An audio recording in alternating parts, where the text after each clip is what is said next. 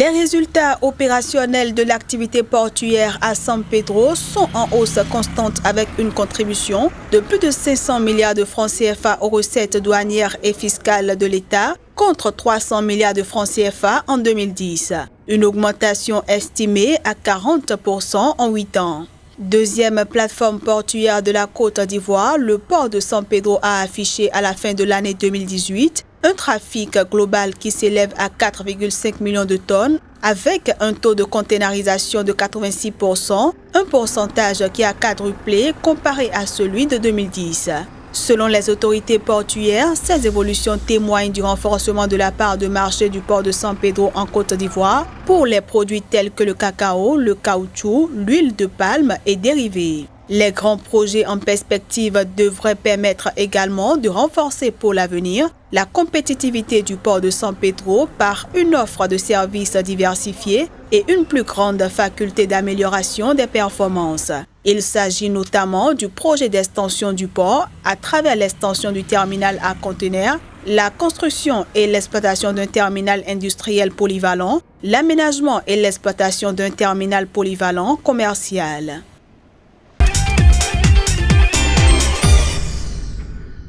D'ici le deuxième trimestre de l'année 2019, le Zimbabwe bénéficiera d'un nouveau fonds de 100 millions de dollars pour soutenir les entrepreneurs locaux. La nouvelle structure appelée Masiyiwa Rural Challenge Fund, prévue pour être financée à 100% par le milliardaire zimbabwéen Steve Masiyiwa, devrait fournir des financements sur une durée de 5 ans avec un taux d'intérêt maximal de 5%. Ces financements, plafonnés à un maximum de 10 000 dollars avec une base minimale de 1 000 dollars, devraient être accordés sans garantie via le Stewart Bank, dont les actions sont majoritairement détenues par la famille Masiyiwa. Cette annonce intervient dans un contexte socio-économique tendu, marqué par des manifestations depuis le début de l'année 2019. À la fin du mois de janvier, les principales sociétés de communication du pays avaient été contraintes de suspendre leurs services Internet, à l'instar de l'entreprise Econet, plus grand opérateur de téléphonie mobile du pays, fondé par Steve Masiyiwa. Classé en 2018 par l'ONU 156e mondial en matière de développement humain, le seuil de pauvreté au Zimbabwe avait atteint les 72% en 2011. En 2017, la Fédération des syndicats avait révélé un taux de chômage de 90% pour le pays.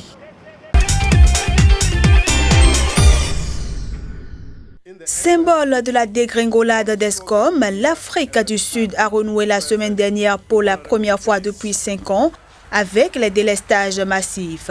En présentant la semaine dernière son budget 2019-2020 devant le Parlement au Cap, le ministre sud-africain des Finances, Tito Mboweni, a confirmé que son gouvernement allait voler au secours de l'entreprise publique qui fournit 90% de l'électricité du pays.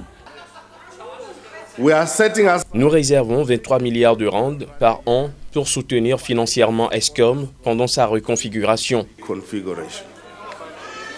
Une mesure du gouvernement appréciée par l'opposition sud-africaine. Nous saluons les interventions qui ont lieu à Eskom. Nous voulons qu'Eskom soit pleinement fonctionnel et que les lumières restent allumées.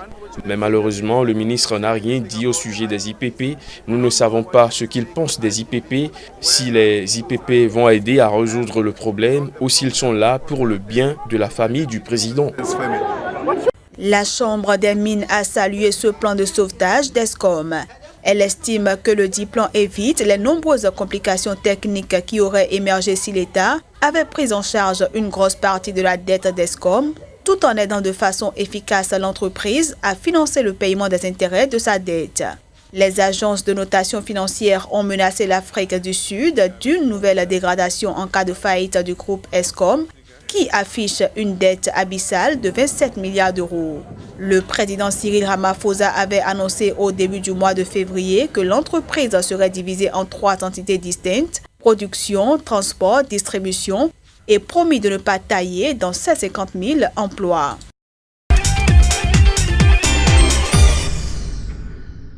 Le secteur électrique sud-africain est en crise. La compagnie nationale d'électricité Eskom a mis en œuvre des délestages rotatifs dans le pays à cause de l'insuffisance de l'électricité produite par rapport à la demande. La semaine dernière, c'est un délestage de niveau 3 qui a été mis en œuvre entre 8h et 23h dans les principales villes, ce qui a contribué à ralentir l'économie du pays. Selon le gouvernement, des problèmes techniques sont à la base de cette situation qui devrait être réglée dans les tout prochains jours. Cependant, la cause du dysfonctionnement des centrales atteintes n'est pas encore connue. Cette situation survient alors qu'Eskom, la compagnie sud-africaine d'électricité, a été déclarée techniquement insolvable selon le gouvernement et pourrait faire faillite d'ici avril 2019 si aucune solution n'est trouvée. Eskom réunit en effet à lui seul 15% de la dette extérieure nationale avec 30 milliards de dollars de dette. Pour faire face à cette situation, le gouvernement a décidé de séparer la compagnie en 3 entités distinctes afin d'améliorer sa capacité de mobilisation financière. Une disposition qui ne sera pas très utile selon l'agence de notation Moody's et qui est confrontée à l'opposition des syndicats des travailleurs du secteur.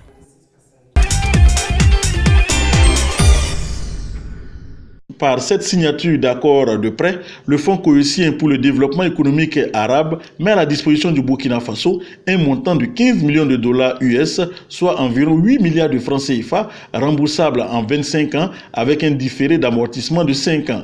Cette somme d'argent doit servir au financement partiel du projet de construction et de bitumage de la route nationale Tougan-Ouaïguia, longue de 94 km, dont le coût global est estimé à près de 40 milliards de francs CFA. Ces travaux, il sera procédé au bitumage de 10 km de voirie urbaine dans la ville de Ouaïguia. La région bénéficiera également de 6 marchés, la construction de 16 fourrages, de nombreux autres travaux connexes vont entourer et accompagner cet important projet. Selon le ministre en charge des infrastructures, Éric Bougouma, l'exécution de cet important projet s'inscrit dans le cadre stratégique de développement du secteur du transport, notamment en ce qui concerne les infrastructures routières. Au plan régional, la RN10 constitue un maillon de la route communautaire de l'UEMOA Bobo-Tougan-Ouaïguia qui, une fois mise aux normes internationales, permettra de relier Abidjan à Mopti au Mali, ce qui contribuera au renforcement de l'intégration régionale et à la croissance des échanges intra-régionaux dans la zone UEMOA.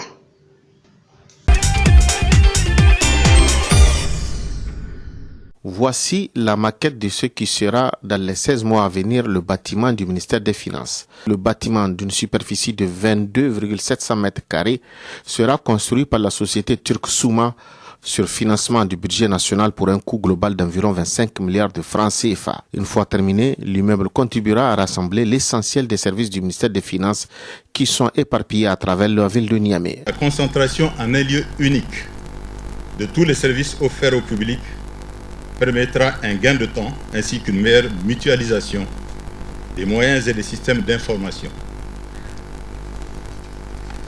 En conséquence, elle contribuera à stimuler la productivité et la qualité des services offerts par le ministère des Finances. Le président de la République, Issou Mahamadou, qui a fait de la modernisation de la ville de Niamey et de l'administration en particulier à travers le programme de la Renaissance, a officiellement lancé les travaux. Il s'agit, à travers la construction de l'hôtel, a indiqué le chef de l'État, de renforcer la capacité des agents du ministère des Finances pour qu'ils soient plus productifs. Actuellement, les services du ministère des Finances sont un peu éparpillés. Donc ce bâtiment permettra de les rassembler et donc par ce biais aussi d'augmenter la productivité et la compétitivité du travail au sein des régies financières, au sein de l'administration des finances de manière générale, puisque la DGI, la DGD et tous les autres services du ministère seront ensemble, donc pourront avoir des relations de proximité qui peuvent accroître l'efficacité du service qu'ils sont appelés à rendre au peuple nigérien. La douane, les impôts ainsi que toutes les autres régies financières seront concentrées dans le même bâtiment.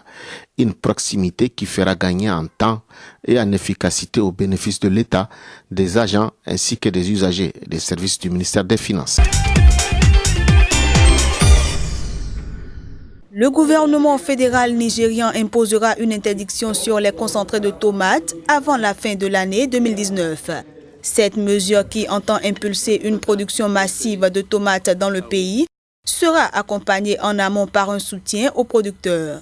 L'exécutif nigérian a mis de côté 250 milliards de naira par le biais de la Banque centrale du pays et la Banque de l'agriculture, ce qui sera débloqué sous forme de prêts pour les producteurs. À côté de cette enveloppe financière, le gouvernement va poursuivre son appui au groupe Dangote, qui possède la plus grande usine de transformation de tomates du continent dans l'état de Kano.